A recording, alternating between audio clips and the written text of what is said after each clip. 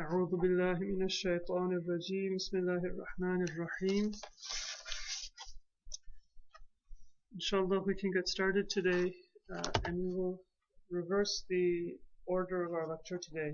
We'll begin with the material from the class notes and see how far we can get, and then whatever time we have left we can spend that on the exercises. If there's something left in the exercises or if we don't get through it, then we can make it up later on, but at least this way we'll have up to the end of lesson 9 inshallah completed today, which will be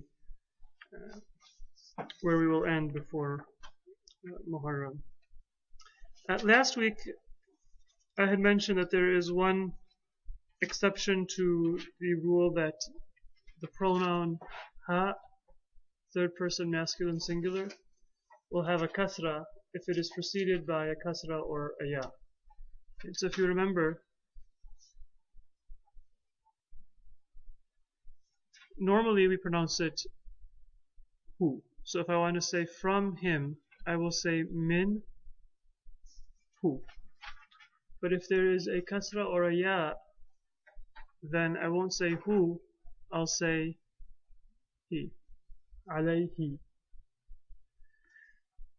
And to my knowledge, the only exception to that will be found in the Quran in Surah Al-Fath,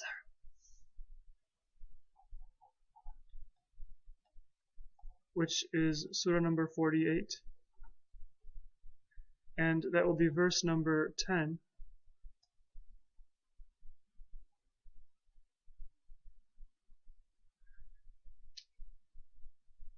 The end of the verse is وَمَنْ أَوْفَى بِمَا عَاهَدَ عَلَيْهُ اللَّهَ فَسَيُؤْتِيهِ أَجْرًا عَظِيمًا. And so here we have عَلَيْهُ اللَّهَ.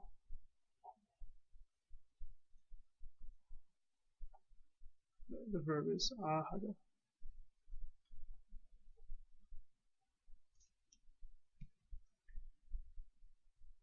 Normally, and everywhere else in the Quran, it will be alayhi.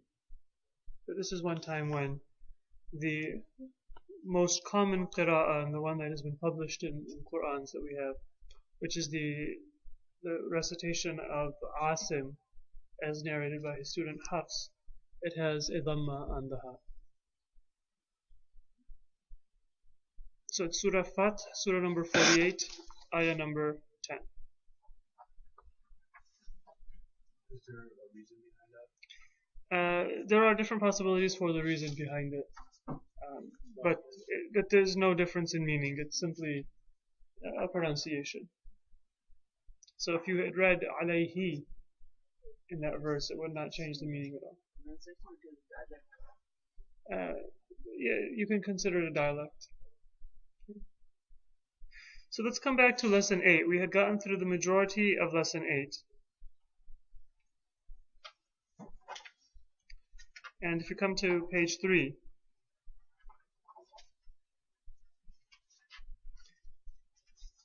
the last thing that we had covered was the conjugation for hollow verbs. Hollow verbs will have either a waw or a ya in their original form, but that will be changed into an alif.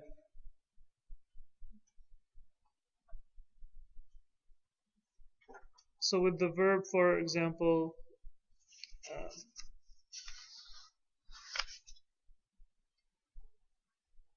ada,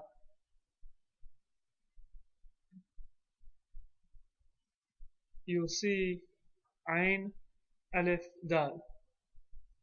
And that looks different from verbs that we've been covering, because normally we expect 3 vowels.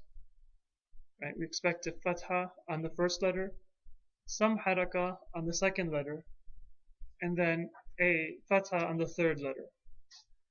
The second letter might have a fatha or a dhamma or a kasra, but it will have a haraka. In this case, in ada or qala, which we also did last week, or sara, or ja'a, we have a alif as the middle letter, the second letter, and there is no haraka. Does anybody remember why there is no haraka there? Is that alif part of the root letters of the word? Will we say that, for example, Sara, the root letters are Sin, Alif, Ra? No, we won't. And it's not just because we want to make up a theoretical root letter. If you look at the other words that it is related to, they will not contain an alif necessarily. So Sara, for example, it's related to the word Sayr and Sayyara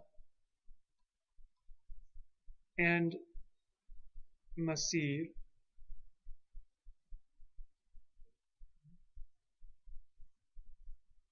and Sa'ir. What you'll notice is that in many cases the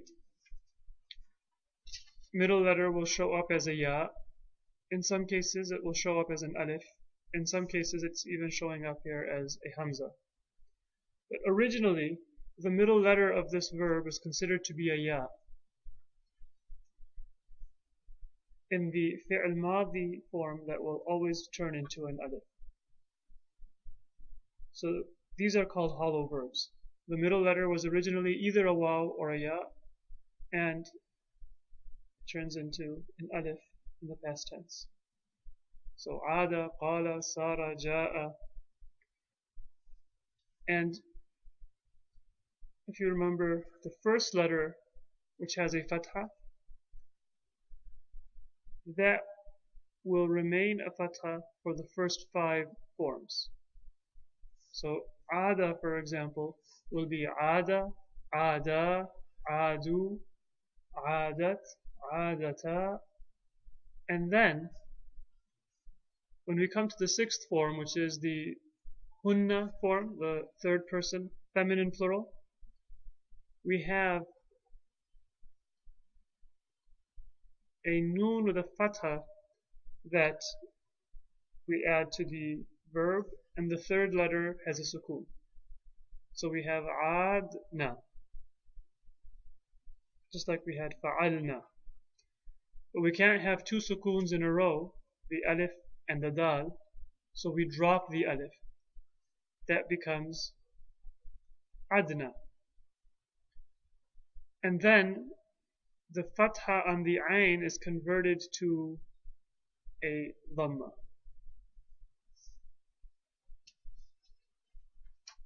In some cases, it will be converted to a kasra, like in the word Sara.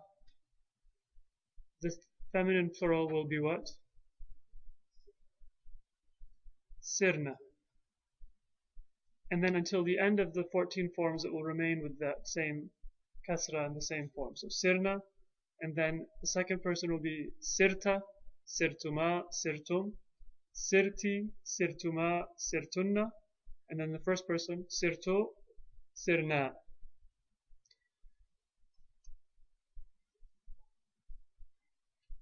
Ja'a will be the same thing. It will turn into a kasra. And it's not precise, but in general, if the original letter is a ya, the first letter will have a kasra in those forms. In general, if the middle letter was originally a waw, the first letter will have a dhamma. Usually, but not always.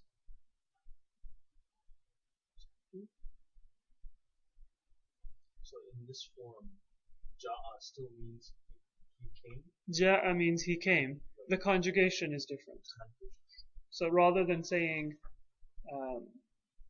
the original letters were jim, ya, and hamza.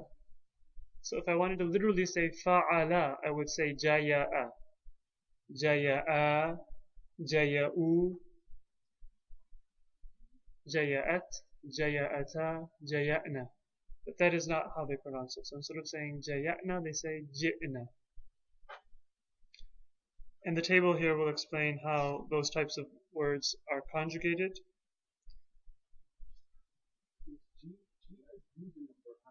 Ji'a, yeah, that's a different form of the verb. That's the passive. And so we haven't covered that yet. So this is the conjugation for the past tense active. He came, they came, you came, we came. But there is also a passive form which is similar but slightly different. We'll come to that later.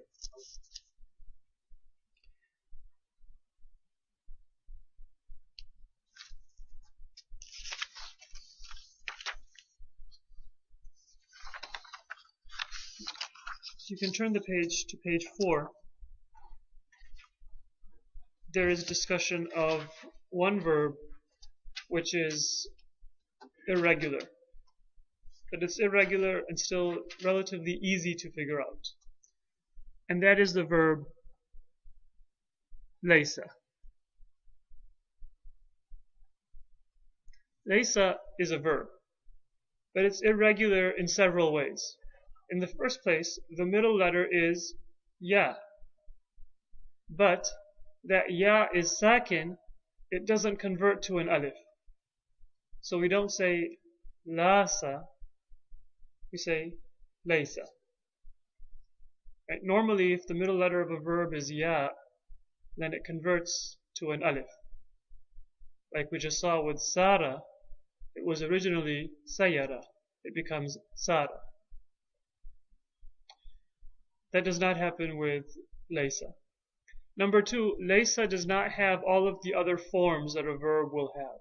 So normally you can take a verb from the past tense to the imperfect tense. You can have a command form. So with kataba, I can say yaktubu, he is writing. I'll get to the meaning in a second. I can say uktub, write. I can derive other forms. And every verb also has a masdar, which is the act of doing something itself. So kitaba, writing. Okay. With sajada, he prostrated. I have a masdar, sujud, prostration. Jalasa means he sat. The masdar is julus. Julus, sitting. Laysa does not have a masdar. The meaning of laysa is to negate a sentence in the present tense. So basically, is not. Laysa, he is not. In Arabic, if I have a affirmative sentence, there is no verb needed in the present tense. So I can say Zaydun qa'imun. And that is a complete sentence. Zayd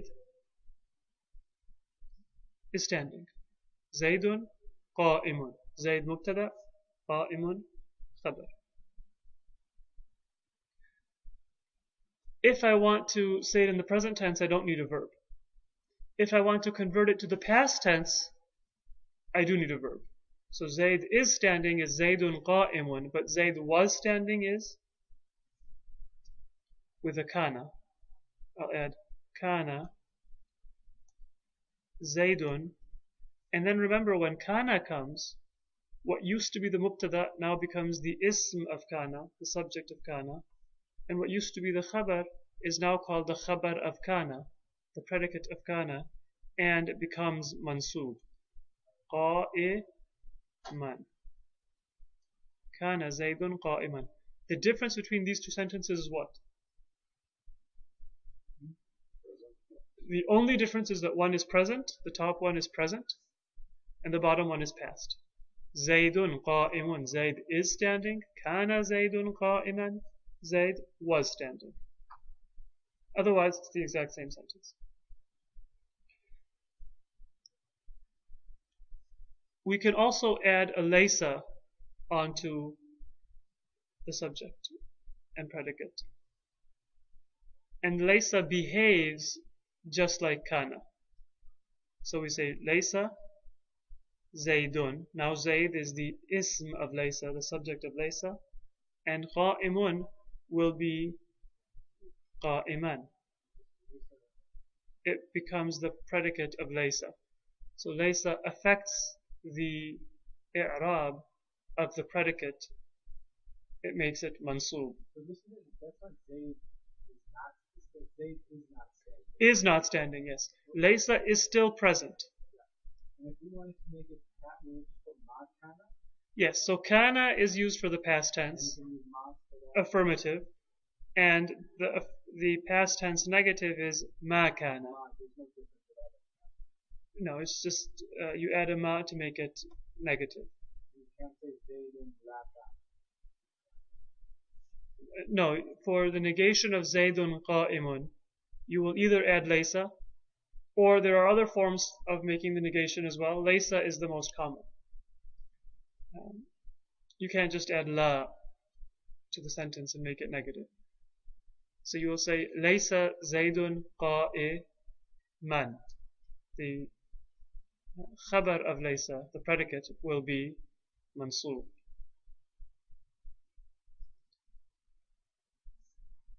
So the effect is just like kana in terms of i'rab. The meaning is not like kana. It takes Zaydun qa'imun and it makes it into the negative. Laysa Zaydun qa'iman, Zayd is not standing.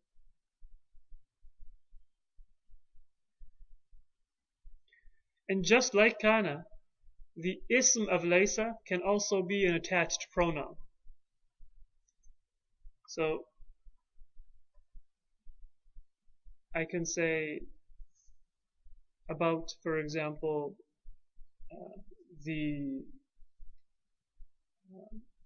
a group of people. I can say laysu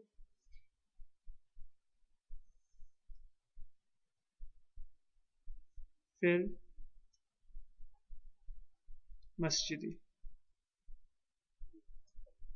Not they were not, but they are not in the masjid.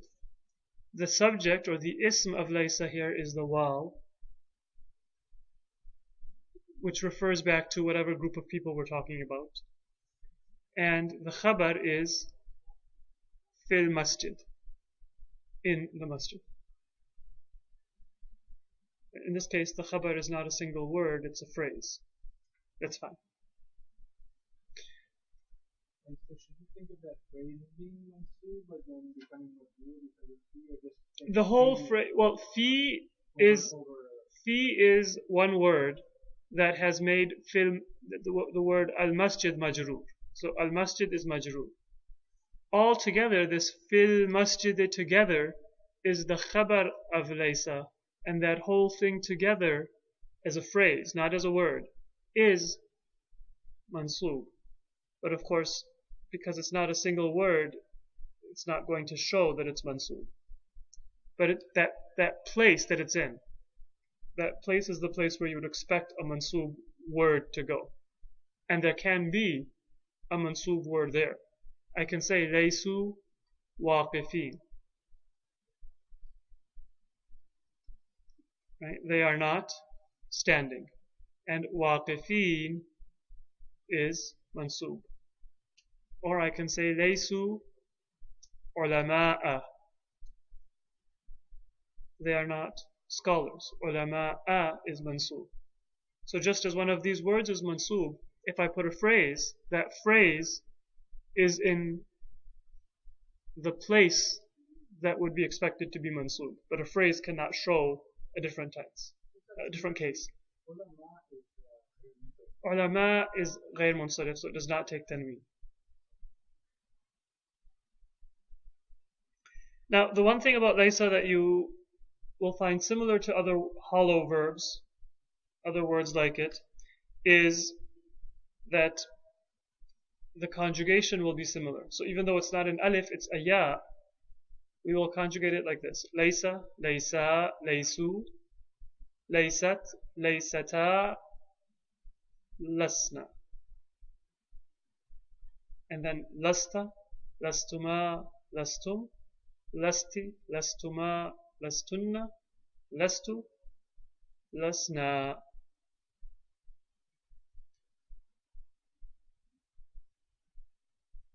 In the case of laysa, the lam will retain the fatha when we drop the ya. So when I say lastu, we drop the ya and I say lastu, right? But I don't change that lam to being maksur or having another harakah. And there's many examples. Alastu bi rabbikum.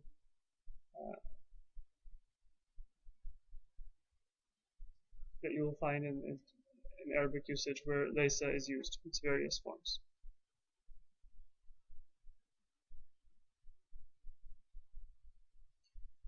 So remember that laysa, just like kana, it takes an ism and a khabar. The ism is marfu', the khabar is mansub, and the conjugation is like the conjugation of a hollow verb. Pardon.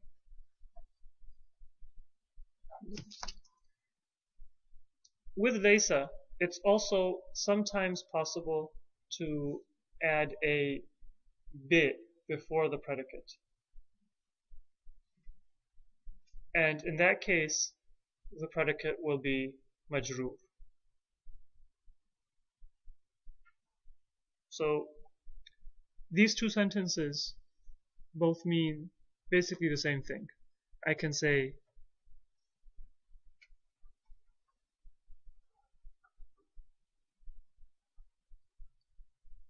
أليس الله بربكم, or أليس الله رب. What would be the i'rab? أليس الله ربكم, right? Because Rabb is the khabar. So normally we'll say laysa is the verb that means negation. Allah is the ism and it's marfu'. Rabba is the khabar and it's mansub. And then kum is mudaf ilayh, the Lord of you.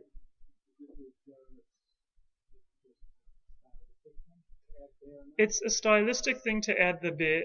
Instead of saying rabbakum, we can say bi rabbikum. And here rabb is majroor because of the bi, and it's mudaf to kum. And kum is mudaf ilayh. But there is also a little bit of emphasis involved. When we add the bi, it becomes a bit more of an emphatic sentence. So alaysa Allahu rabbakum, is God not your Lord? Alaysa Allahu bi rabbikum, is He not your Lord? It's a little bit more emphatic. And so you will sometimes see that it is used in the Quran and elsewhere. The khabar of laysa has a bi that does not need to be translated. It's something that is extra.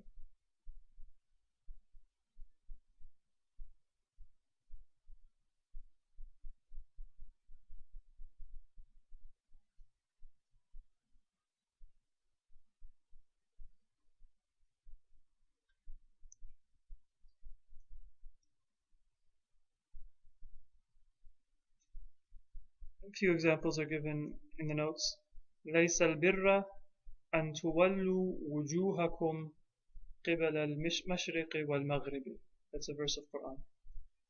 Bir means righteousness. What is the i'rab of the word al-bir in that sentence? Just by looking at it, you can tell that it is mansub. Right? Al-birra, it's mansub. So does that tell you that it is the ism of laysa or it is the khabar of laysa? The khabar of laysa.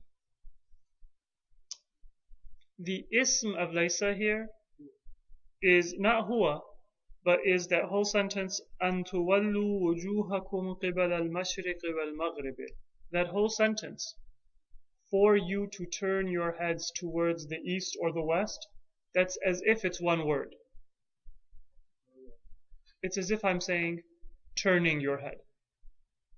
The turning is not al-birra, is not righteousness. So sometimes even in English we do that. Rather than saying, I like, for example, eating pizza, I might say, I like to eat pizza. To eat or eating, it has the same meaning. Okay. I like swimming, or I like it that you are swimming now. I can expand the sentence by providing more detail. A similar process is possible in Arabic, but it's in effect just one word. أن تولوا وجوهكم قبل المشرق والمغرب. The turning of your head. That is the subject. The turning of your head is ليس البر, is not justice.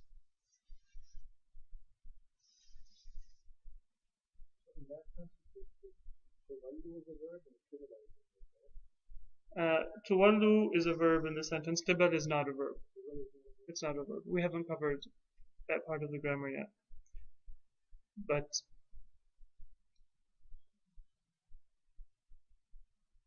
the important point is not to be confused. If you see the manslub after laysa, it doesn't mean that the ism of laysa is missing, but it might sometimes be a phrase that gives the meaning of a single word, and therefore that phrase can be a ism of laysa, even though it's a phrase, because the meaning is a single word.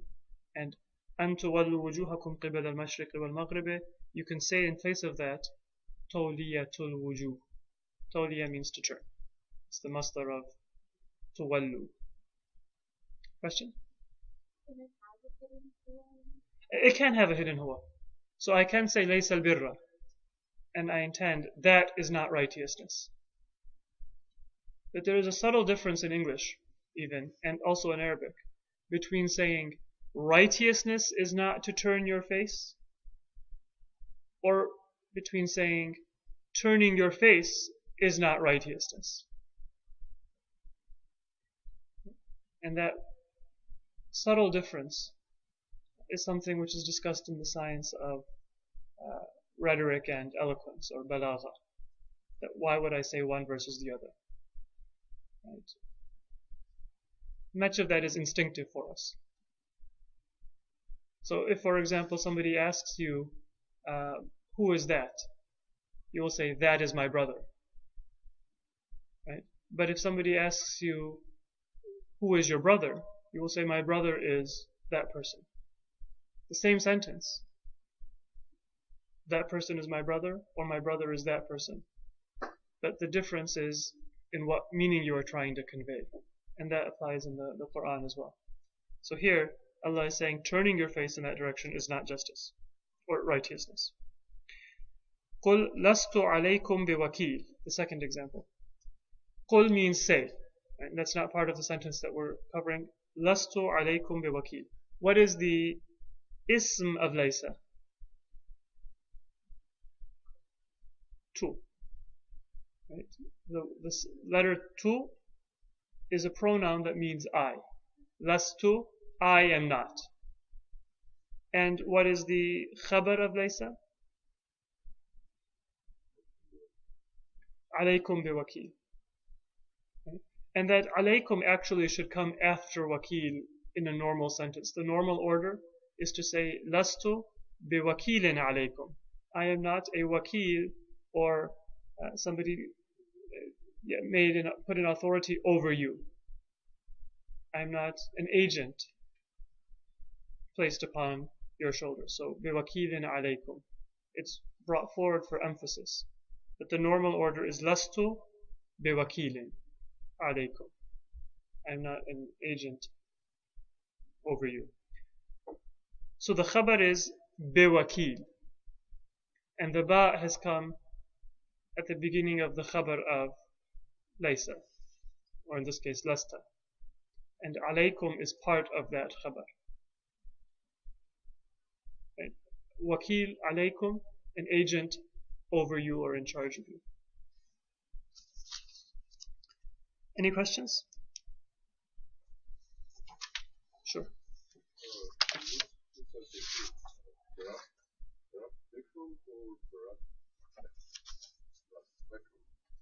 of them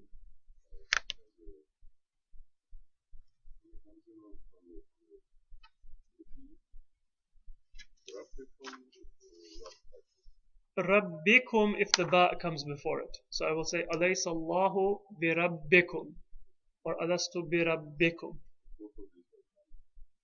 Sorry?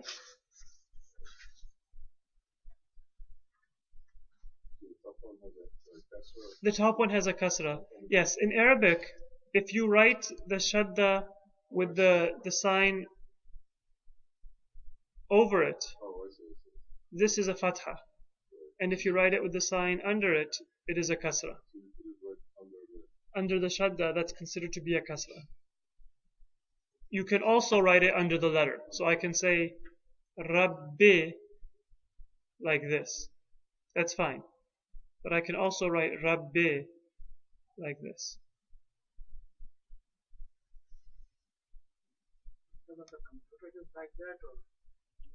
No, in handwritten Arabic it's also possible to do that. Both forms can be used for the kasra, under the shadda or under the letter itself. And they mean kasra. If it's on top of the shadda, then it's a fatha. And what are those hollow verbs called? Does anybody know in Arabic? The term is ajwaf. Right? Or al-fi'l al-ajwaf.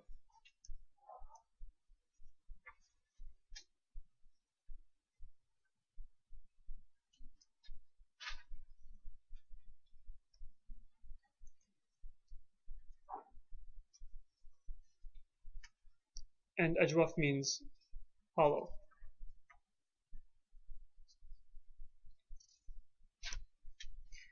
So we can move on to lesson 9 now.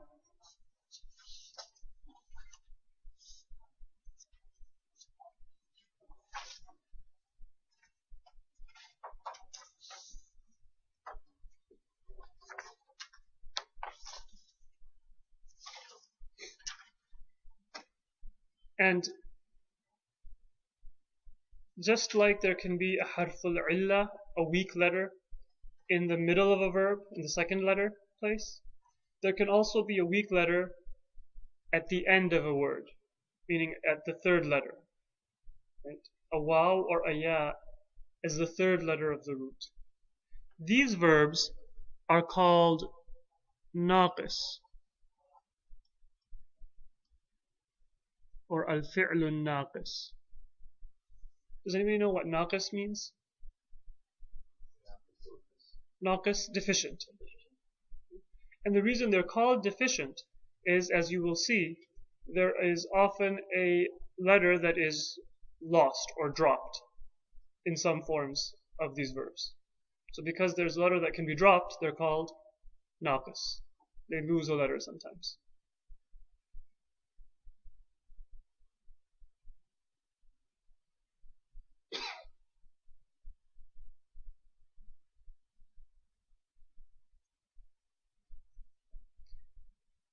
The main rule to keep in mind is the same rule that we did see applied in the hollow verbs, the ajwaf words that had a weak letter in the middle. And that rule is that if you have a letter that is a weak letter, and it has a haraka, any haraka, and the letter before it has a fatha, that weak letter will convert to an alif. So let's take a very simple example. One weak letter or naqis verb is the verb that has the root letter dal, ain, waw. Right? Dua, to call or to pray. Right? The root letters of dua are dal, ain, waw. When we want to form a verb from that, right, we'll say, for example, da'awa. What do we have? We have a weak letter. It has a haraka. The letter before it has a fatha. So we will convert it to alif. And we will say da'a. So anytime you see that weak letter that has a haraka, the letter before it has an alif, that alif will cause that weak letter to turn into, the fatha before it will cause the weak letter to turn into an alif. Whether it's waw or ya. The only exception to that we're going to be looking at now in terms of verbs, is in the dual for the masculine. And the reason is that if we want to say da'awa, right? Da'awa. That's how it would be originally. Right? Fa'ala, da'awa. If we decide to convert this waw into an alif, because it has a haraka and the letter before it has a fatha, what we would do is we would have two alifs. Correct? And then because there's two alifs, one of them would have to drop. And so we'd have da'a. And that would look just like the first form. And to avoid that confusion, they kept da'awa as it is. So da'a, da'awa, da'awa does not convert to a shorter form. The other forms, though, if you do see a harful illa that has a haraka, and the letter before it has a fatha, it will convert to an alif. What will often happen, though, is that when you convert it to an alif, the alif has what haraka? Sukun. Every alif is considered to be sakin. If the letter after it also has sukun, the alif will drop. And that's where the word is shortened. So let's take a look at that example. The third person plural, fa'alu, katabu, da'awu. Right? That's how it would be originally if it were a normal verb. Katabu, qatalu, darabu, fa'alu, da'awu. But the waw has a haraka. The letter before it has a fatha. So we convert it to an alif. Da'aw.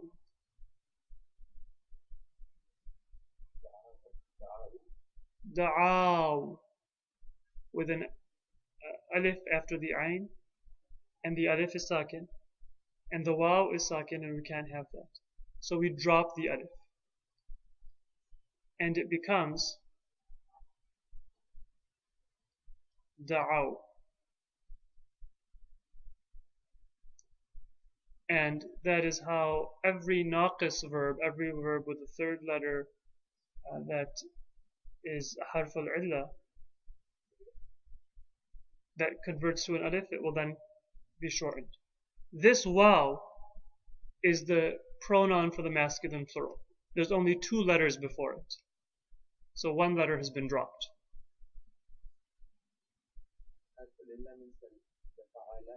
The lam, yeah, the fa'ala, that third letter, the lam letter, it's going to be a weak letter. It's going to be a waw or a ya. And so we have da'a, da'awa, da'aw. And then da'awat also becomes da'at for the same reason. Da'awat becomes da'at and then da'at. Da'ata, da'awna. And so if you look at the chart,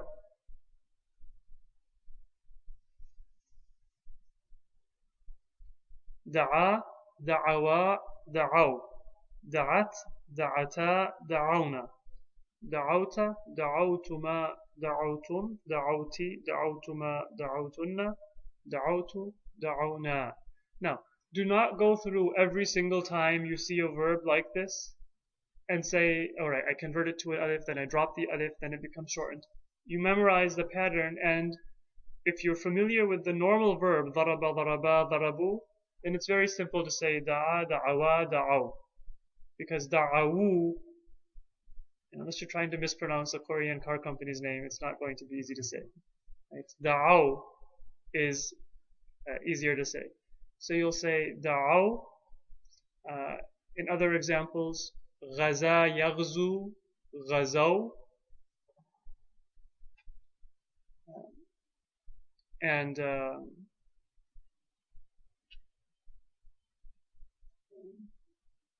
aza, ya'zu, azaw. Many other examples that you could come up with. The pattern will be the same in all of them. We recognize these weak letters, weak verbs, just based on. You'll recognize them based on experience and based on developing a habit of the pattern. So we've gone through the rule once, but now don't focus so much on the rule. You understand how you got it. The basic, though, reason for that shortening is because it's easier to say. Saying da'awu was hard. Saying da'aw is easier. Saying da'awat is harder than saying da'at. So she called is da'at. But if you see that word, right, da'at, and you want to figure out what it means, you're not going to look in the dictionary and find it under dal, ain, ta, because the ta is not part of the root letters. The ta is the feminine marker, and the original root letter is dropped. There's a waw in parentheses that has been dropped. So looking at the word, how can you find out? Looking at the word, you can't find out automatically. You have to have some idea. If I see a word like that, da'at, I know the ta is extra because that's added to every verb. Katabat, darabat, qara'at, sajadat, da'at. So the ta is extra.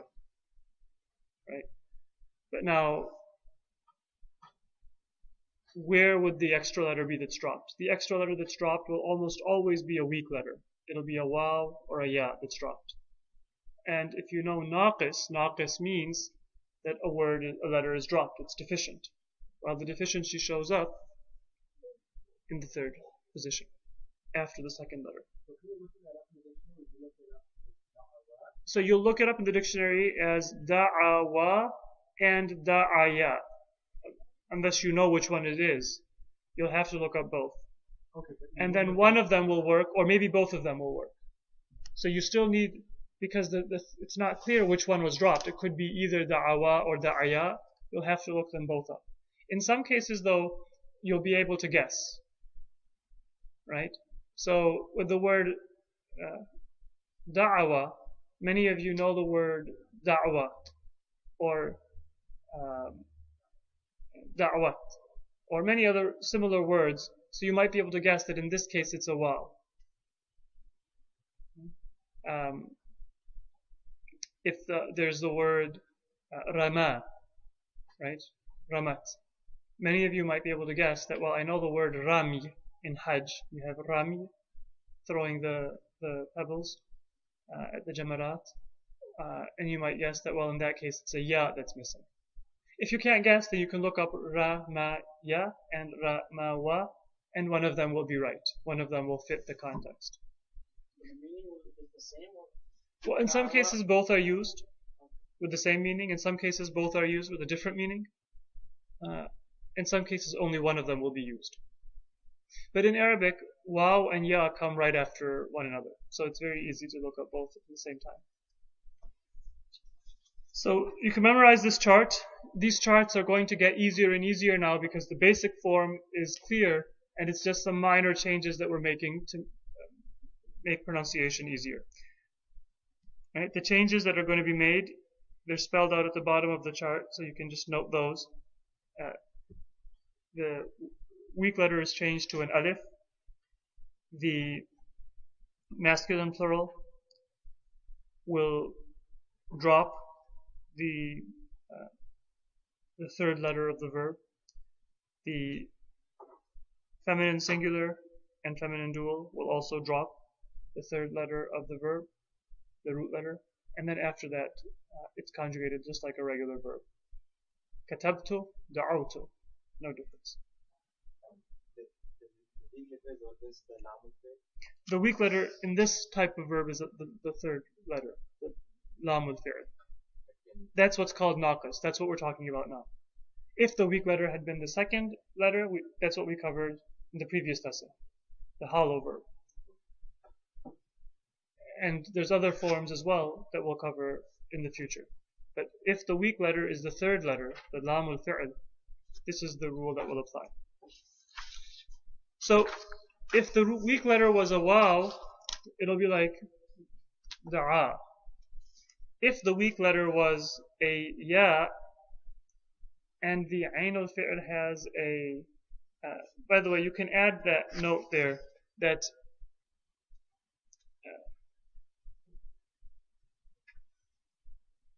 this chart applies to verbs whose lam al-fi'l is waw, and the ayn al-fi'l has a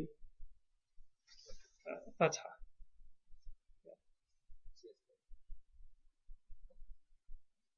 No, where it says on page 1, the table below gives the conjugations for verbs whose lam al-fi'l is waw.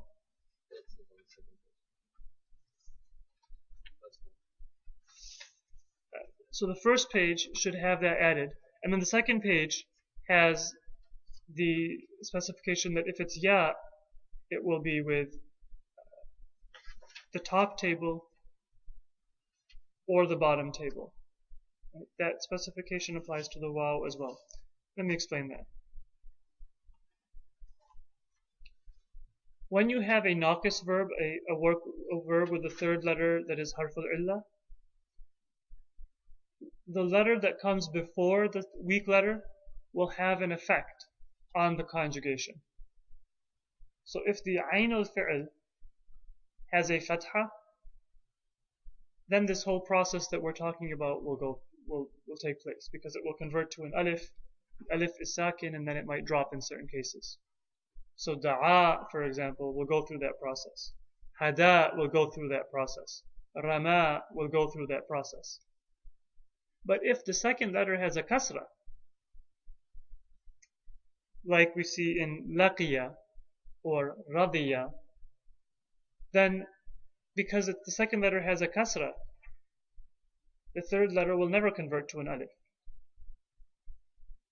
And it will never become sakin, and it will not drop. So in the chart on the first page, say that if the third letter is waw, and the ayn al-fi'l has a fatha, then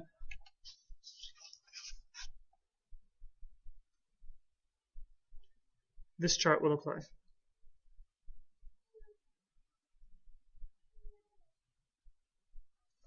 Now on the second page we have the third letter being a ya and the previous letter having a fatha. In this case, the same rule will apply. So I'll just go through the chart. Hada, right? The ya is written like a ya, but it's actually pronounced as an alif. Right? So you can even write it with that alif if you wish. Hada. You can write it like this, or you can write it like this, but to write it like this is wrong.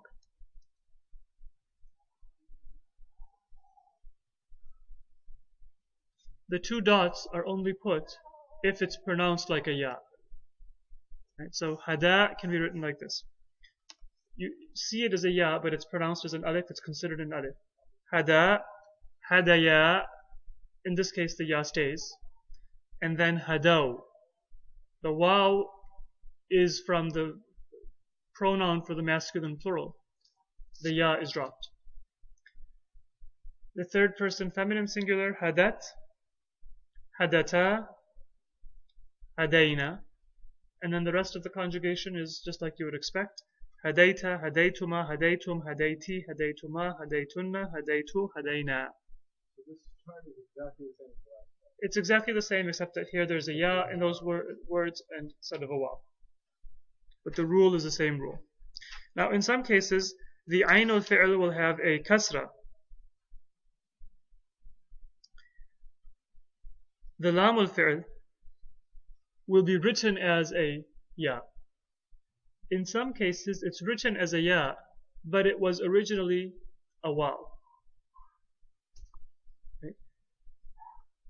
The most common example is radiya. We say radiyallahu anhu, may God be pleased. We say raditu. Raditu billahi. Right? I am pleased with God. Raditu. It's written with a ya. But believe it or not, the original letter is waw. That's why we say ridwan. We don't say ridyan.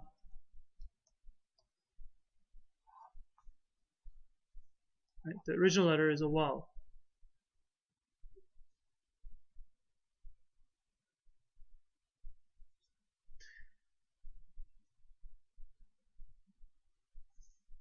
In this case, because there is a kasra preceding it, it's easier to say it with a ya, and so it converts to a ya. To say radiwa would be hard. So it's written as a ya. So in any case, if you have a kasra on the middle letter, then the third letter will show up as a ya. And it will not go through those changes that we've talked about, because it will keep its current form. We'll say laqiya, laqiya. In the case of laqiyu, that will change, and the third letter will be dropped.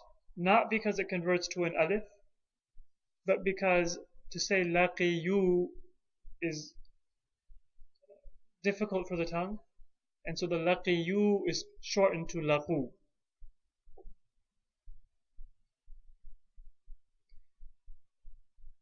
And then laqiyat, laqiyata, laqina, laqita, laqituma, laqitum, laqite, laqituma, laqitunna, laqitu, laqina.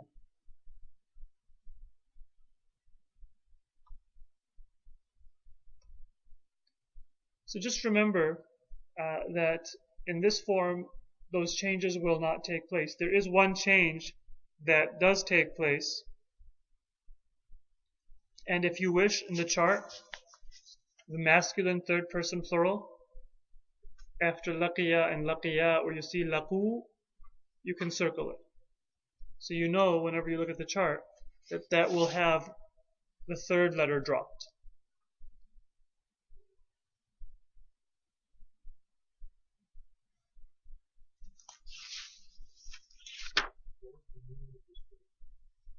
Laqiya, the meaning is to meet.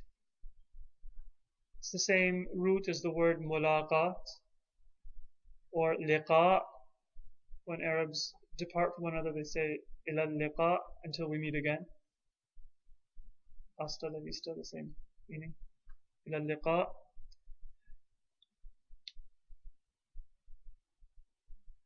The third person masculine, if there is a kasra before the second letter, notice the pattern is laqu. But in the previous cases, it was hadaw, da'aw. Right? We say radiyallahu anhum wa radu anhu. Right? Radiyallahu anhum wa radu anhu.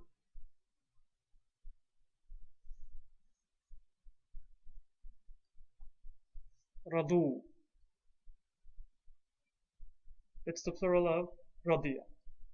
Allah is pleased with them or from them, and they are pleased with him. In Arabic we say anhu, from him, but it means the same as we would say in English with him.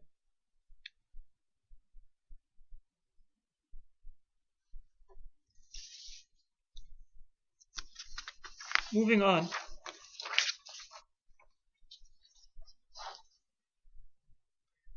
We have al-asma al-mawsula, the relative pronouns.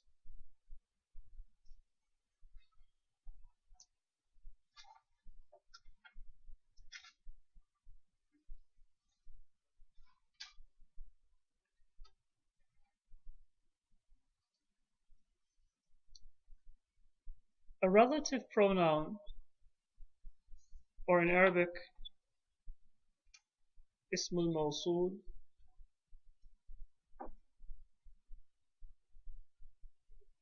they are used to basically describe or connect another word with a phrase. So in English I can say, a book that I am reading. The man who came. And using that relative pronoun to describe the book or the man by telling you something about that person. In Arabic, the main distinction is that a relative pronoun can either come to describe a definite noun or an indefinite noun. So the noun that I am describing, it will either be ma'rifa, definite, or it will be nakira, indefinite.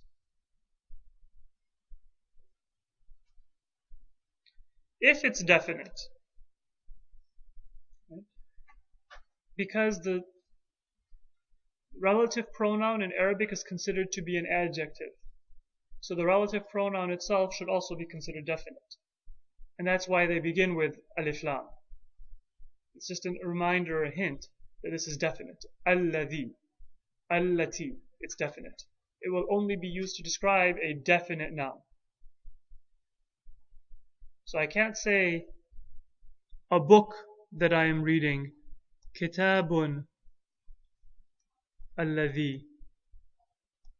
I have to say al-kitab alladhi, the book that I am reading. Right? Al-kitab alladhi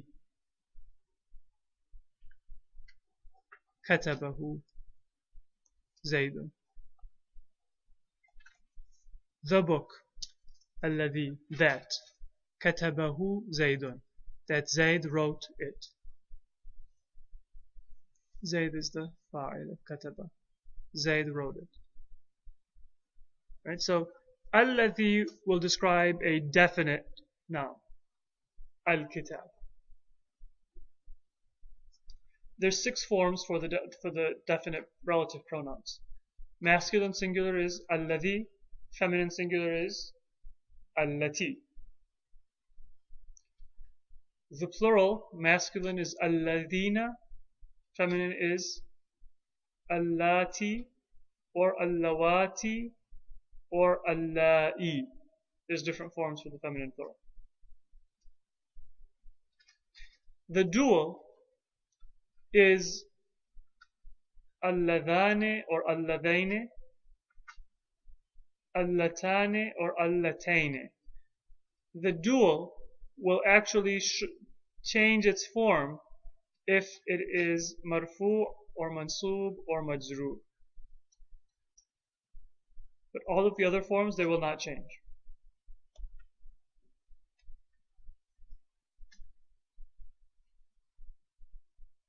So, جاء الرجل الذي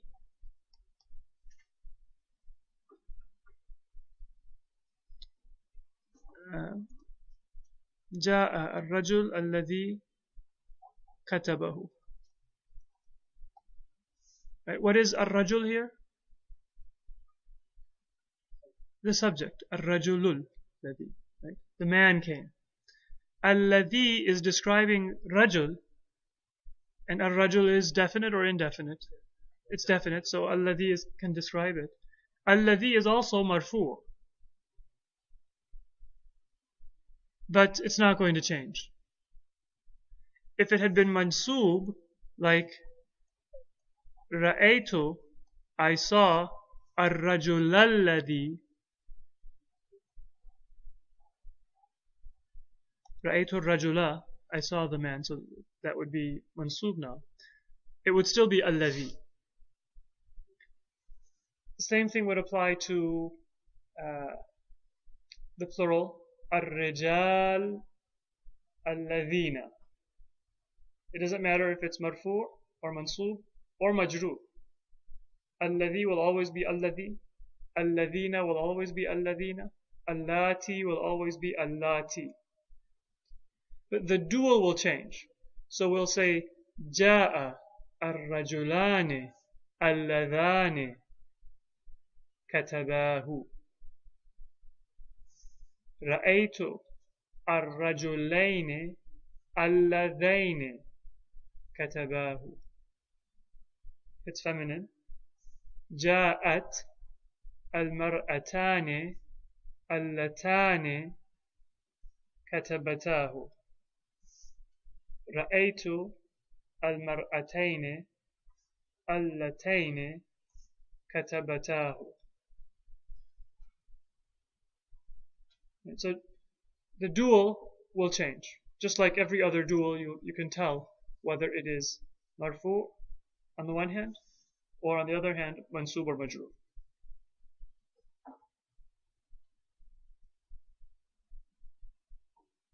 Let's look at a few examples. هو الرجل لو لا لي. هو الرجل لو الذي شكر الولد. He is the man who شكر الولد thanked the boy. أين الشيخ الذي ذهب إلى الحديقة?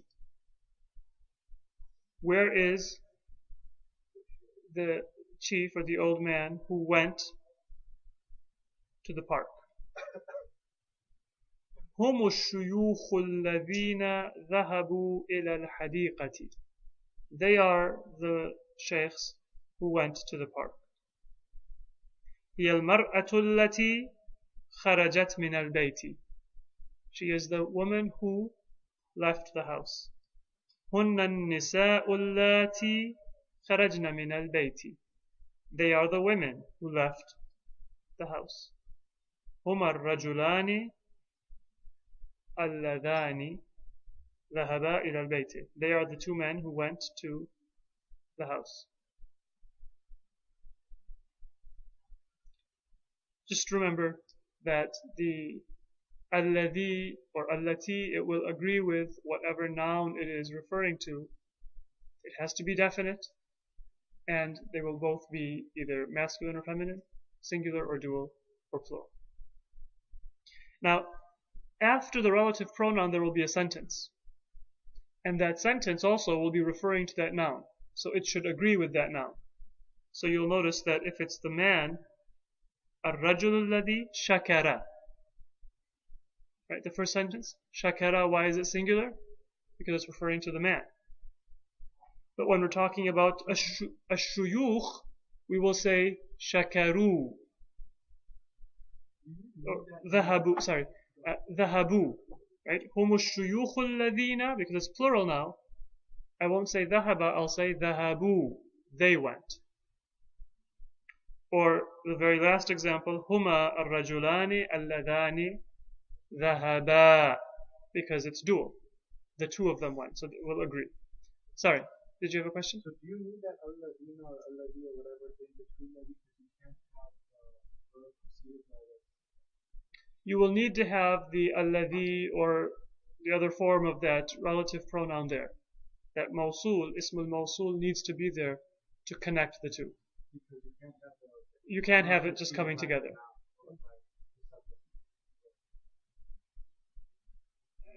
Yes, the meaning will be changed if you don't have it there. How would it be changed? We'll talk about later on different types of sentences, and then we'll explain what the different meanings are. But right now, if you want to say the person who did it, this is the way to say it. You need to have a word that connects the two and that gives the sense of who or which. Now remember, alladhi and allati do not have to mean who, it can mean which. So هذا الكتاب الذي. because in Arabic there's no separate words for people and for things. In general, the pronouns, the relative pronouns, they can refer to both things, objects, and to people.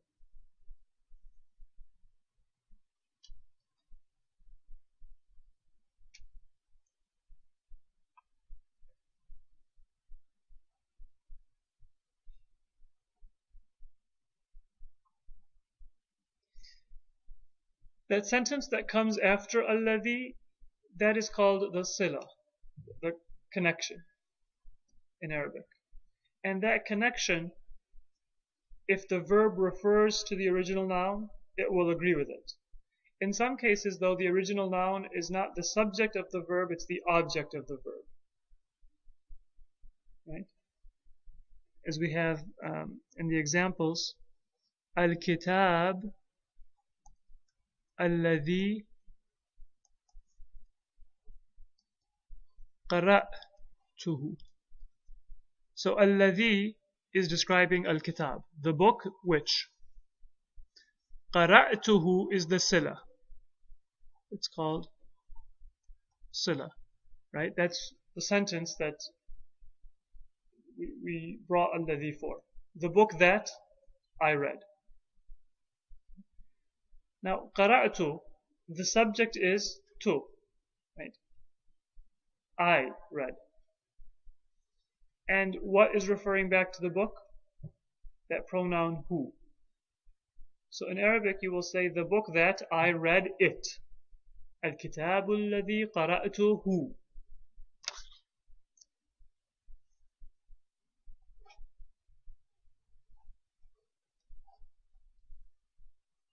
But it is permissible to drop that who.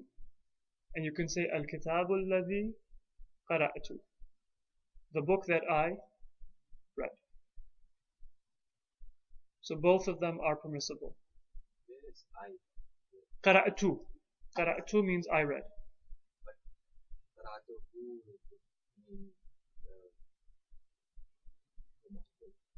Qara'tuhu, I read it. So qara'tuhu is qara'tu plus who. I read plus it. So al-kitabu alladhi qara'tuhu, this ha is going back to the kitab. Right? The book that I read it. If it had been two books, al-kitabani alladhani qara'tuhuma, or al-kutub, but I'll treat it as feminine singular. Al-kutubu allati qara'tuha.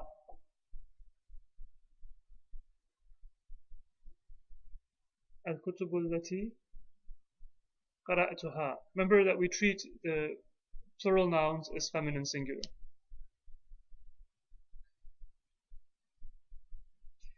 So, whenever the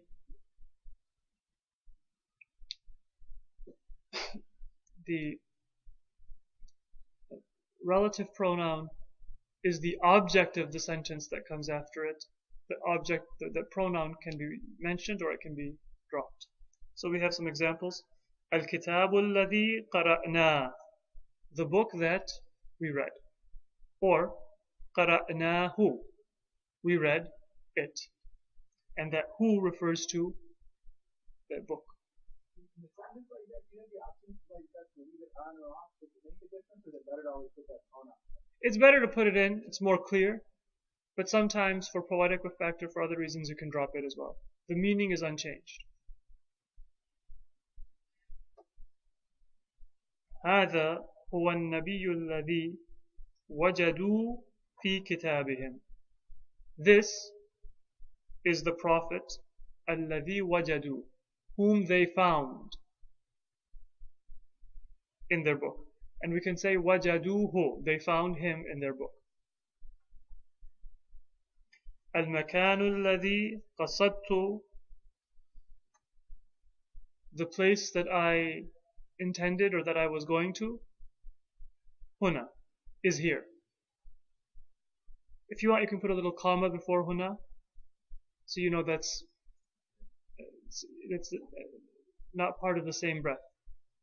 Al-makanu alladhi qasadtu, the place that I intended, huna, here it is here. You might think that it's qasadtu huna. Then it's a little bit easier if you say qasadtuhu. Al-makanu alladhi qasadtuhu, the place that I intended or that I was going towards, it is here. Is here. In the Quran we have several constructions like this. الَّذِينَ آتَيْنَاهُمُ الْكِتَابَ, right? يَتْلُونَهُ حَقَّ تِلَاوَتِهِ, or الَّذِينَ آتَيْنَاهُمُ الْكِتَابَ يَعْرِفُونَهُ كَمَا يَعْرِفُونَ أَبْنَاءَهُم. الَّذِينَ, the people, who آتَيْنَاهُمُ الْكِتَابَ, we gave them the book. آتَيْنا, we gave. Hum, them. Al-Kitaba, the book. We gave them the book. That is the end of the sila. الَّذِينَ آتَيْنَاهُمُ الْكِتَابَ. That's one part of the sentence. If you want, you can put a comma. الَّذِينَ آتَيْنَاهُمُ الْكِتَابَ, that's the mubtada. The people whom we gave the book. And now the khabar, يَعْرِفُونَهُ, they know him. They know it, but they يَعْرِفُونَهُ كَمَا يَعْرِفُونَ أَبْنَاءَهُم. They know him like they know their own sons. The one who brought the book. And that's from the context of the verse. يَعْرِفُونَهُ, they know the Prophet, كَمَا يَعْرِفُونَ أَبْنَاءَهُم, like they know their own sons. So it might be tricky when you're dealing with dual to figure out if it's mansoob or. With the dual, you will know whether or not it's marfu'. With the ones that are not marfu', then it's a matter of context and figuring it out. But notice here that آتَيْنَاهُمْ is how the Quran worded it. But it would be correct to say الَّذِينَ آتَيْنَا الْكِتَابِ. آتَيْنا, we gave. Al-Kitab, the book. يَعْرِفُونَهُ, they know him. So you can drop the hum. But if you mention the hum, it's because it's the same, it's the direct object, it's going back to al-ladina. It's just like al-kitabu alladhi qara'na. So you know it has to be a plural because Al-ladina tells you that it's plural. So al-ladina atayna, whom we gave them. But you can say al-ladina atayna, the people whom we gave. It's more clear and complete if you say ataynahum. Al-ladina ataynahum al-kitaba yatlunahu haqqa tilawatihi. They recite it as it ought to be recited. يَعْرِفُونَهُ كَمَا يَعْرِفُونَ أَبْنَاءَهُم. They know him like they know their own sons. So الَّذِينَ here is mubtada. آتَيْنَاهُمُ الْكِتَابَ. If you want, you can put parentheses around it. This is sometimes helpful. Let's take the sentence here. الَّذِينَ آتَيْنَاهُمْ الْكِتَابَ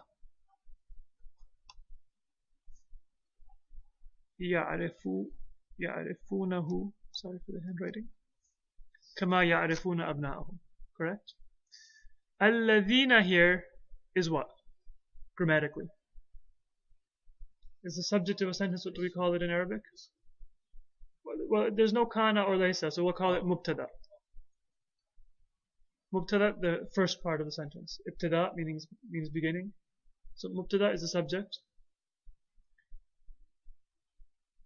And it needs a khabar. But before we get to the khabar, it is a mawsul. So it needs a sila. It's a relative pronoun, it needs a relative clause. That sila is آتَيْنَاهُمُ الْكِتَابِ. This is called the sila. And the sila is really part of the mubtada because it's part of the mawsul. It's connected to the mawsul. Right? The ones whom we gave them the book. Who does this hum refer to? The alladhina.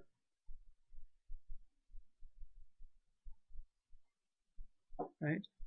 So this hum is telling us what we're referring to. So what is يعرفونه then? The khabar of the mubtada. الذين آتيناهم الكتاب يعرفونه. The people who we gave them the book, they know him. Is the structure of that sentence clear now? There's more than one sentence there. آتيناهم الكتاب by itself is a sentence. We gave them the book. But because of الذين, it's part of the mubtada. الذين آتيناهم الكتاب. And يعرفونه is by itself a sentence. They know him. But here it is a sentence that is the khabar, the predicate. Sila is, in English it's called a relative clause. It's a sentence that comes after alladhi, alladhina. Right? That is, why did you bring alladhi? You brought it so you can say the ones who we gave the book to. So that's the sentence for which you brought the alladhi or alladhina. Sila can be a word or a sentence. Sila will usually be a sentence. It will not be a single word. It can be a phrase. But it will usually be a sentence.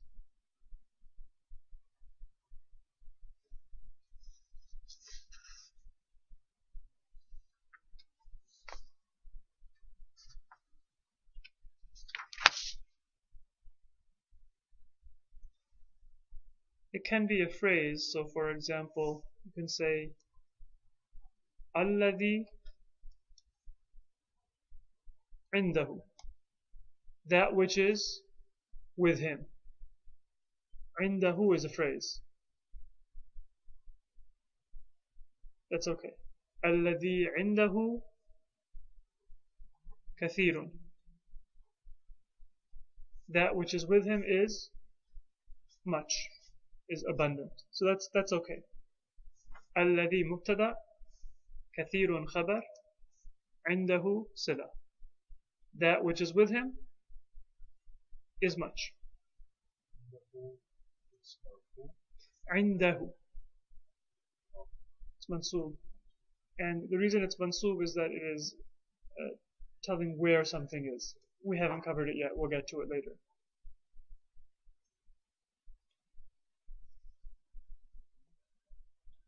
Sorry?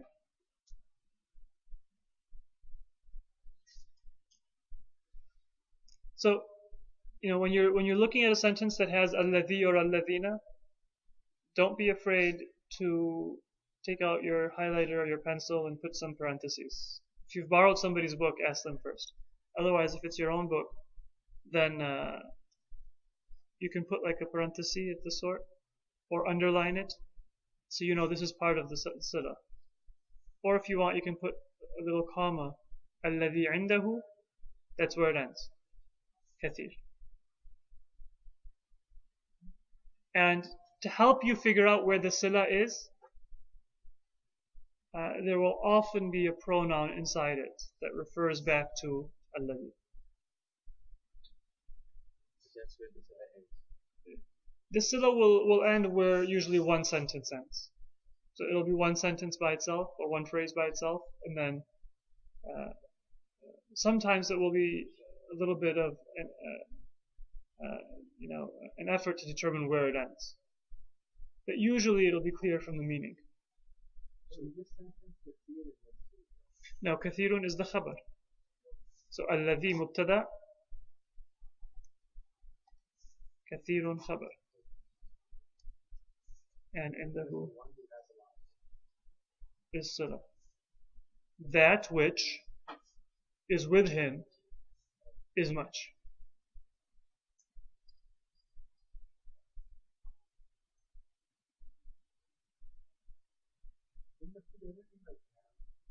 So indahu, that which is with him. That's also a possible meaning of the sentence. In that case, it won't be a sentence. So generally, is the sila then The sila will not generally be mansub. It'll be a sentence. Sentence. Okay. In that sentence, there might be something that is a subject, an object, a predicate, a verb. It can have different parts. Yeah, I understand your question. Let me explain it in a bit more detail. الذي عنده كثير. This can have one of two meanings. One possible meaning is to say كثير is a mubtada, عنده is a khabar. Together, that mubtada and khabar are the sila that go back to alladhi.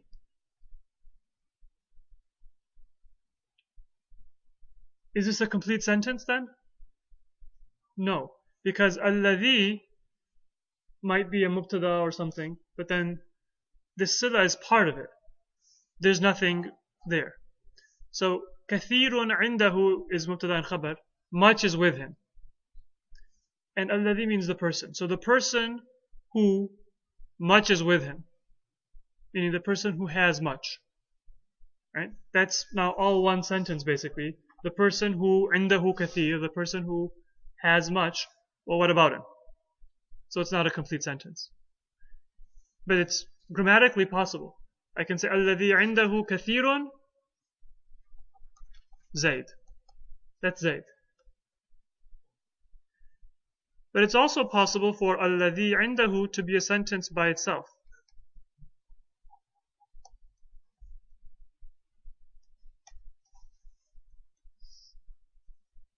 And that would be by saying alladhi is the mubtada,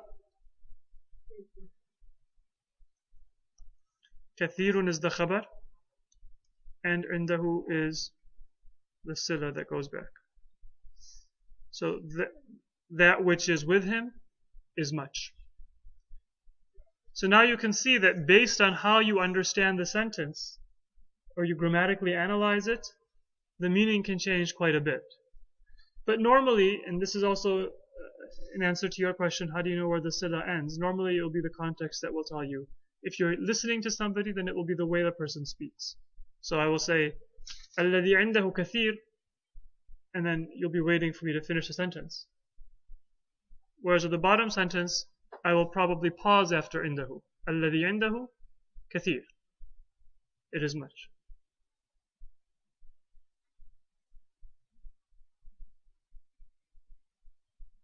There's a verse of Quran that is similar to this, but it uses a different pronoun, so I'll mention it later. مَا عِنْدَكُمْ يَنْفَدْ وَمَا عِنْدَ اللَّهِ بَاقٍ. Right, that's the same basic meaning. Ma has the same meaning as alladhi.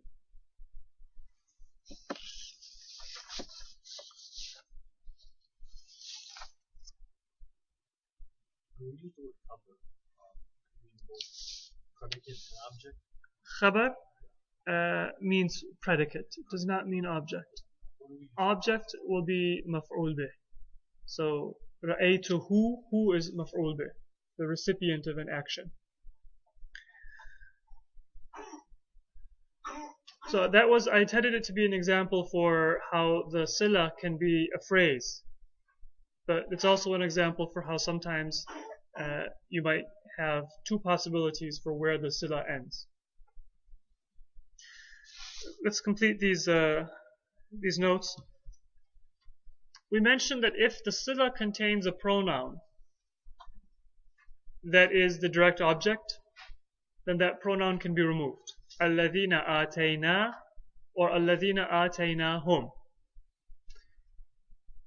If, however, that pronoun is not the direct object, if the pronoun comes after a harful jar, or if the pronoun is mudaf ilay, then it can't be omitted. So these examples will make it clear. الْمَدْرَسَةُ الَّتِي دَرَسْتُ فِيهَا or darasta fiha. The school that you studied in it. I have to say fiha. And ha means the same madrasa. I can't say al-madrasatu allati darasta fi. I have to mention the pronoun. المدرسة التي درست فيها. The ha refers back to al-madrasa, or grammatically it refers back to al-lati. Because fi needs to have a noun that comes after it. In this case it'll be a pronoun. فيها. هذا بيت الرجل الذي بحثنا عنه. We looked for him. بحثنا means to search. عنه, for him.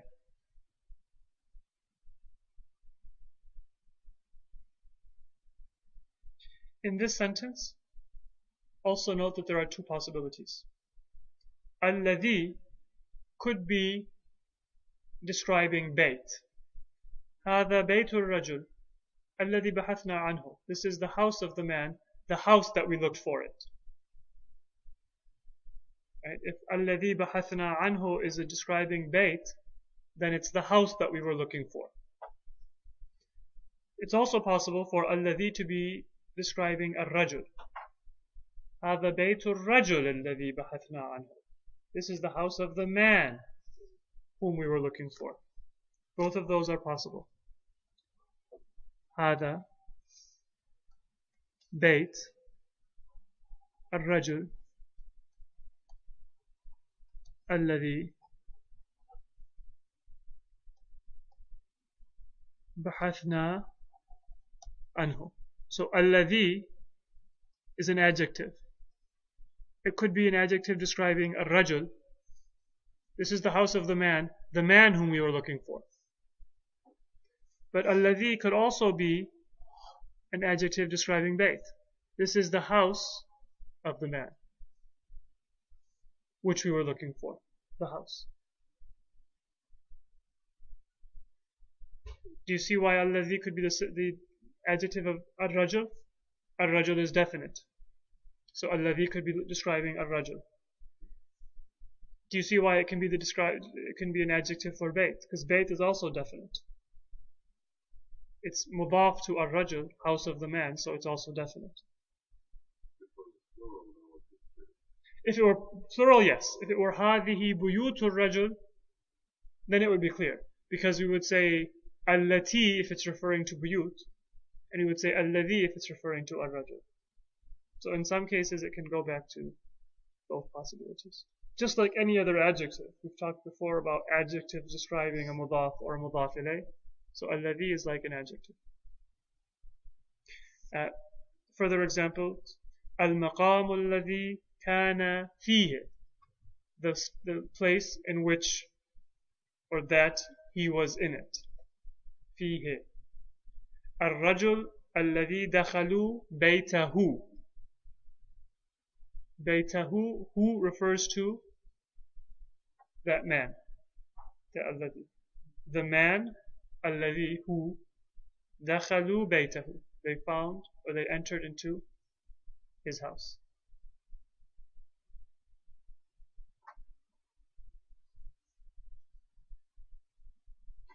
One of the meanings for these relative pronouns is whoever, or the person who.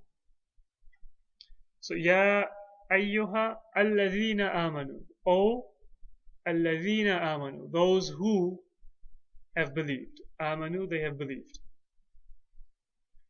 إن الذين سمعوا, verily those who سمعوا, they heard. قول النبي, the speech of the Prophet.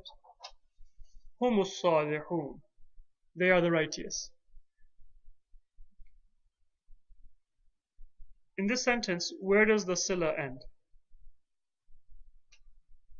إن الذين سمعوا قول النبي هم الصالحون. قول النبي is the end of the sila. So الذين سمعوا قول النبي, the ones who heard the Prophet's speech. That is the sila.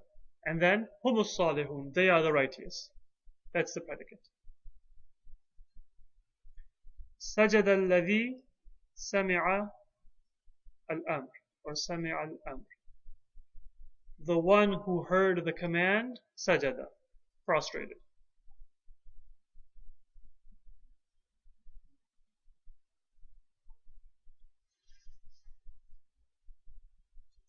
common Arabic writing, do they use commas? In modern texts, you will often see commas that are used. The usage will sometimes be somewhat different from English, but for a pause of breath, you will often see a comma used in modern Arabic. But Quranic text will usually not be written with a comma. The waqf signs that we have, they often correspond to where you would have a comma or a semicolon. That's why there is waqf, because you catch your breath to maintain the meaning of the text. So now all of these examples that we've talked about, these are examples where the noun that we are describing is going to be definite, so the relative pronoun will be definite as well. What if it's indefinite? What if it's not al-kitab, but just kitab, a book that I read? That's actually very easy in Arabic. In this case, there is no relative pronoun. You just bring the sentence that you're going to use to describe it.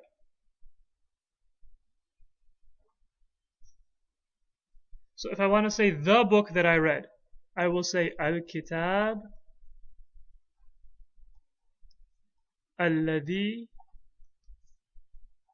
qara'tuhu.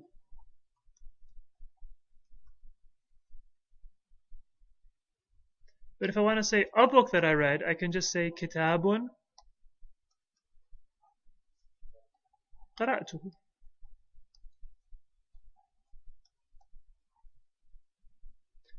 If you see a sentence that comes after an indefinite noun,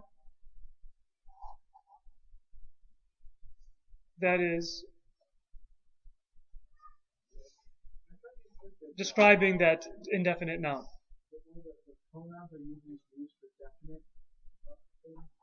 The pronoun is implied. Yes, the relative pronouns like alladhi are used for a definite noun. So what's even like pronouns But pronouns in general, other pronouns, they're not relevant to what we're talking about now. Their usage different. So every pronoun is considered definite, but that's a separate issue. Right now we're only talking about the relative pronouns, right? So the one who.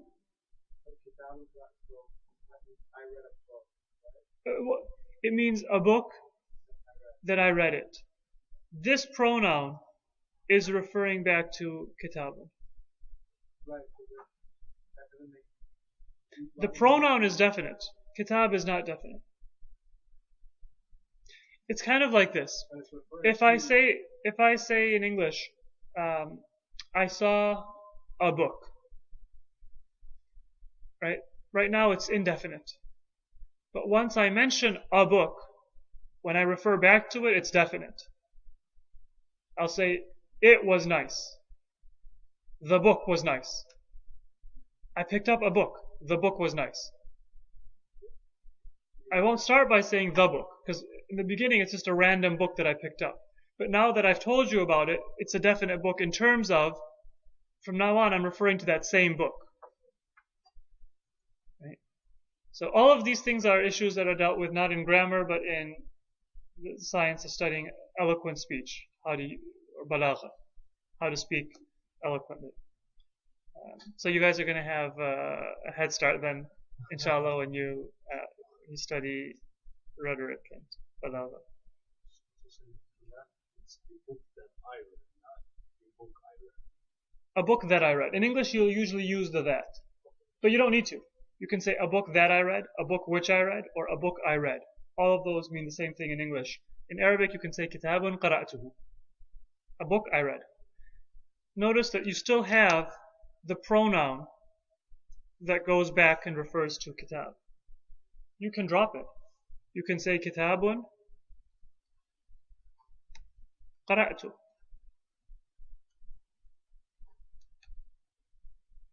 Just like we said before. But normally it is mentioned. You leave it on.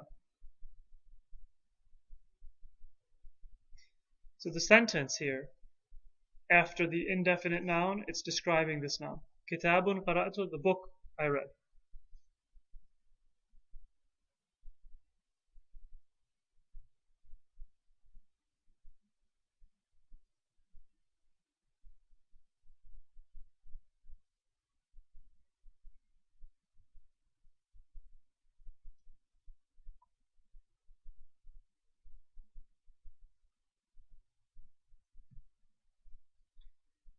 We can take a look at the examples. Li waladun, I have a son. Ismuhu Musa. It's a sentence by itself. His name is Musa.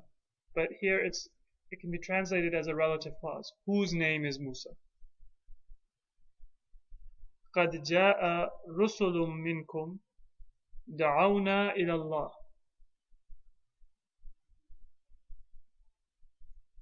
There came prophets from among you. دعونا إلى الله. It's a sentence. They called us to God. But it can be who called us to God. So how do you know which way to translate it? Well, if you see a period, it's a separate sentence. So if you see قد جاء رسل منكم period دعونا إلى الله, then you will translate there came prophets from among you period, they called us to God. But if there's no period, or if it's said quickly, or if in the Quran there's no waqf, قَدْ جَاءَ رُسُلٌ مِّنْكُمْ دَعَوْنَا إِلَى اللَّهِ. This is not a verse of Quran, but if it had been a verse of Quran, قَدْ جَاءَ رُسُلٌ مِّنْكُمْ دَعَوْنَا إِلَى اللَّهِ, then it would be who called us to God. I don't want to add to a confusion as to whether this is a verse of Quran or not. But in this kind of a sentence in the Quran, that is where there will be a waqf to clarify how to read it. If it's a waqf, then it means that you will take a breath, and usually it means that the two sentences are not related, depending on what the sentence is. And we'll see examples of that in the Quran. فِي الْمَدِينَةِ حَدِيقَةٌ فِيهَا عَيْنٌ. فِيهَا عَيْنٌ is a sentence. In it is a spring. That sentence is describing hadiqa. In the city is a garden, which has a spring, or in it there is a spring. So, fil madinati hadiqatun, that's a sentence. In the city is a garden. And then fiha ayn, that fiha is referring to hadiqa. In it, in that garden, is a spring. Right? So you'll translate that in the city is a garden which, right, or in which there is a spring.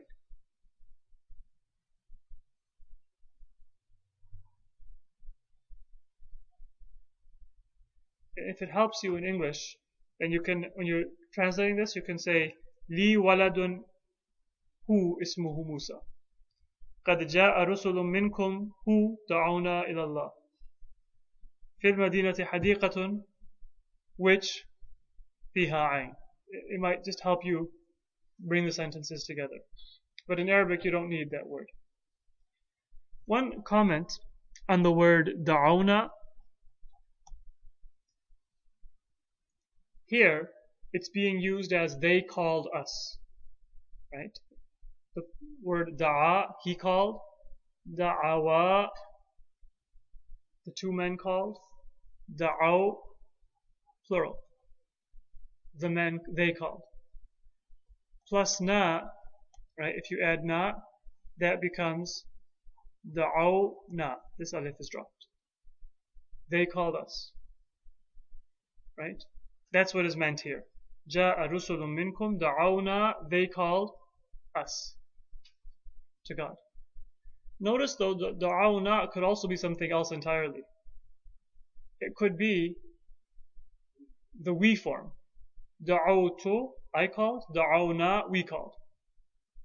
So da'awna by itself, it could mean nahnu da'awna, we called.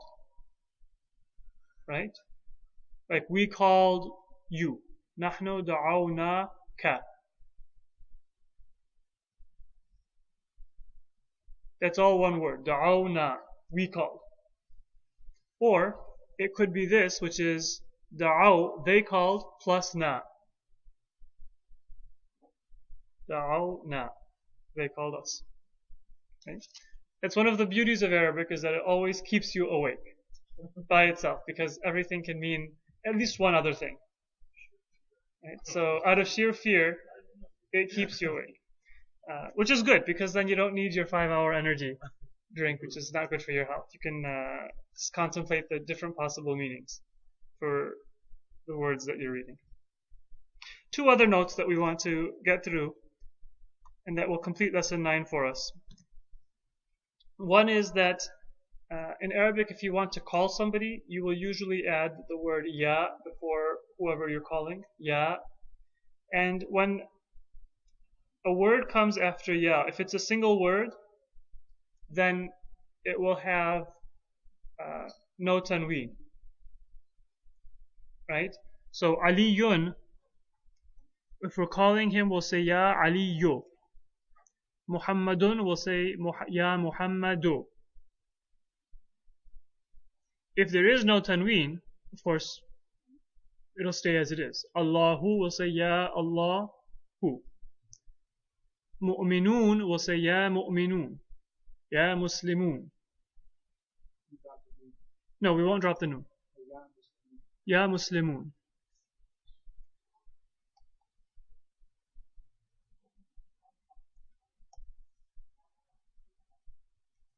Ya Mu'minan. O two believers. Is that because it makes it definite, or? It's sort of definite because you're referring to somebody. But the tanween, remember, the tanween does not have anything to do with being definite or indefinite. But it is sort of a definite word, because when you're speaking to somebody, you're referring to somebody specific. Ali is definite regardless. So even if it's an indefinite noun, like Ya Rajul, O man, right, it will still be somewhat definite because of the Ya. That's an area where grammarians use some ink to explain the different possibilities. We won't worry about that. So if there is a tanween, it will lose the tanween. But it stays marfu. It's not called marfu. It'll have whatever form it took in the marfu state, but it won't be called marfu. It's not marfu. So Ya Rajulu will be Ya Rajulu. If it had been marfu, it would have been Ya Rajulun. But in terms of i'rab, so it has no i'rab, or It does have an i'rab, it's mansub. it is marfu? But don't worry about it. No, because I know when you have like the daf after it, Then it will show it being mansub. then But in this case, it's still, basically what it is that it takes a fixed form with that dhamma, or whatever form it would take in marfu', and it's considered to be mabni. And its place is considered to be mansub. Because in the end, it is saying, I call you. And that's the object. So when I say Ya Ali, it's really like I'm saying, Unadi Aliyan. I call Ali. Or if I say Ya Allah, Unadi Allah. I am calling Allah. But we will use it with the form that it would take if it were marfu, but no tanween. So Ya Allahu, Ya Muhammadu, Ya Aliyu, and so on. If, however, it is mudaf, then it will explicitly be mansub. So we'll say Ya Abdallah, Ya Rabbana. Rabba, it's mansub. Rabbana. That's why we say Ya Aba Abdillah. Aba is mansub. We don't say Ya Abu Abdullah, we say Ya Aba Abdullah. Will we say Ya Abul Fadl or Ya Abal Fadl? Ya Abal Fadl. If people write Ya Abul Fadl, it's wrong. And you have my permission to go if it's not public property and correct it. So it should be Ya Aba Abdullah, Ya Abal Hasan, Ya Abal Fadl. For some reason, people like to make this mistake. I don't know why. But Ya Rabbana. Yeah, they should take this class, exactly. If only we were writing the regulations for people who do calligraphy throughout the Islamic world.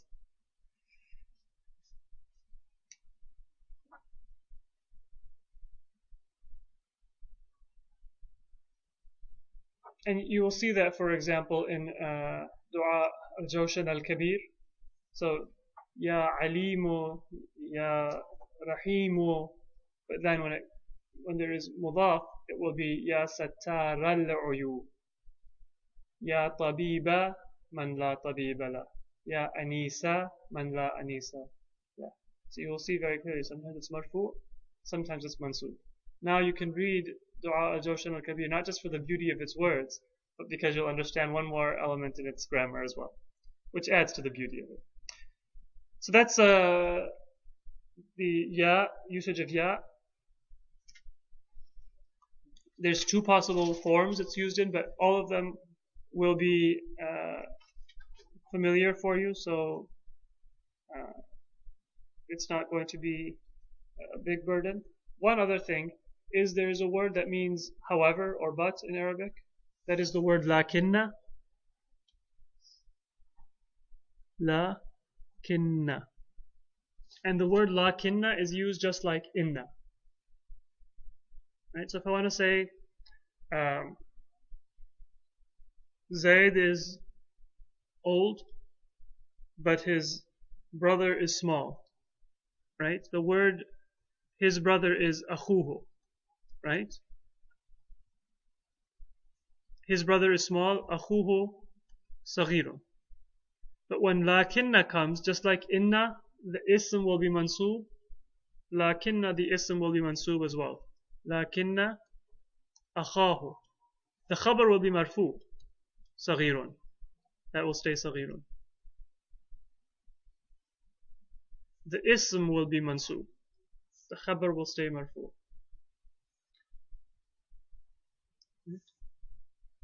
إنه لم يذهب إلى المدرسة. He did not go to school. لكن كلامه فصيح. لكن كلامه, his speech, فصيح. فصيح means eloquent. So لكن كلامه, why not كلامه? If there had been no lakinna, we would have said كلامه فصيح. His speech is eloquent. But lakinna, just like inna, the ism will be mansub. Right? So I say inna كلامه فصيح. Verily his speech is eloquent. Or lakinna كلامه فصيح.